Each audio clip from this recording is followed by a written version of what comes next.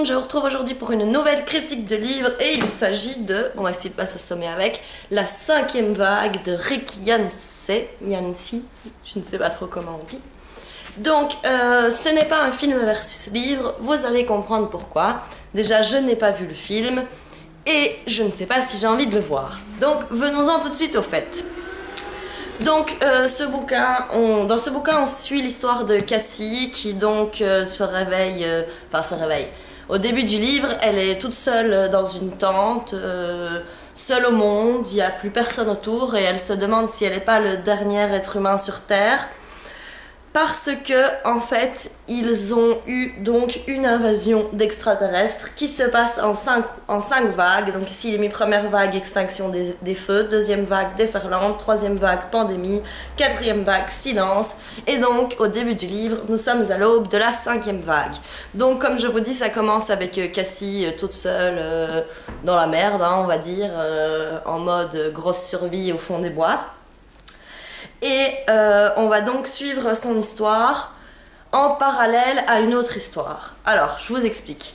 Donc, il y a deux histoires en parallèle dans ce livre et apparemment le film est très fort centré sur l'histoire de Cassie. Le résumé se focalise uniquement sur l'histoire de Cassie.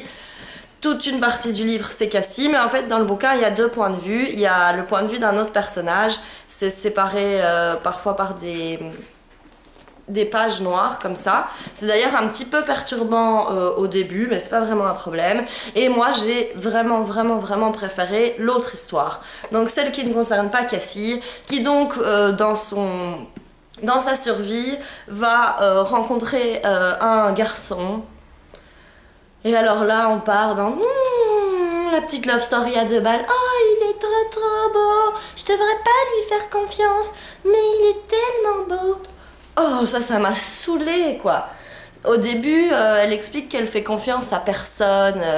Genre, quand elle croise quelqu'un, c'est soit tu le butes, soit tu meurs toi-même, quoi. Et là, elle le croise lui et oh, il est si beau. Bon, il lui sauve la vie.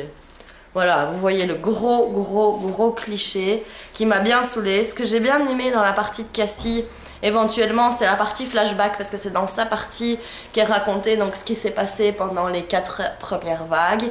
Et donc ça c'est encore intéressant parce que bon, ça décrit une invasion extraterrestre et elle est plutôt bien trouvée, plutôt intéressante à suivre, plutôt sympa.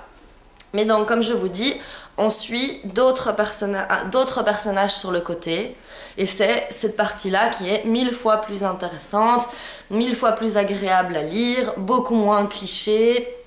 Et les personnages sont selon moi beaucoup plus attachants. On suit le personnage de Zombie et je peux pas trop vous spoiler parce que j'imagine que s'ils en parlent pas sur le résumé et tout, c'est parce que quand on se rend compte de qui on suit, c'est un peu une révélation. Enfin, ça doit pas être quelque chose qu'on sait depuis le départ, donc je vais pas vous dire qui c'est. Mais cette partie-là m'a vachement plus intéressée. Et si je devais lire la suite, ce serait uniquement pour ça, parce que savoir si Cassie ça je m'en fous complètement, c'est vu et revu, c'est même chiant je trouve. Et donc je sais pas si je lirai la suite.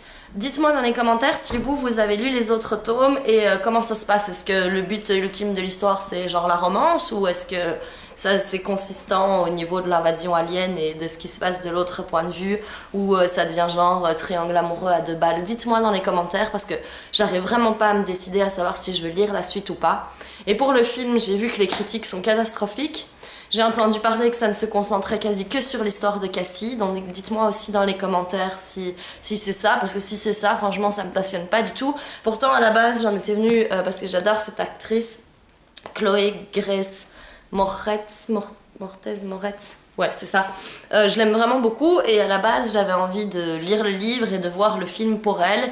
Maintenant je me suis prise un peu trop tard pour lire le livre, du coup j'ai loupé le film au cinéma.